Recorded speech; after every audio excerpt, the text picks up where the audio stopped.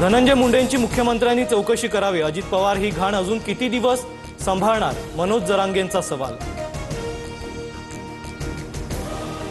सुप्रिया सुळेंनी पार्थ पवारांबाबत घेतलेल्या सौम्य भूमिकेवरून पवारांच्या राष्ट्रवादीतील पदाधिकाऱ्यात नाराजी। सुप्रिया सुळेंकडून पार्थ पवारांना पाठीशी घालण्याचा प्रयत्न, पदाधिकाऱ्यांमध्ये सूत्रसूत्रांची माहिती। पार्थ पवार जमीन व्यवहार प्रकरणी शीतल तेजवानी, दिग्विजय पाटील आणि निलंबित उपनिबंधक रवींद्र तारूंवर गुन्हा दाखल। पार्थ पवारांचे अमेडिया कंपनीत 99% शेअर्स, मात्र अद्यापही गुन्हा दाखल नाही। चौकशीअंती योग्य कारवाई करू। पार्थ पवार कंपनीत भागीदार, मात्र जमिनीची नोंदणी करायला आलेल्यांवर गुन्हा नोंद केला। बावनकुळेंची माहिती।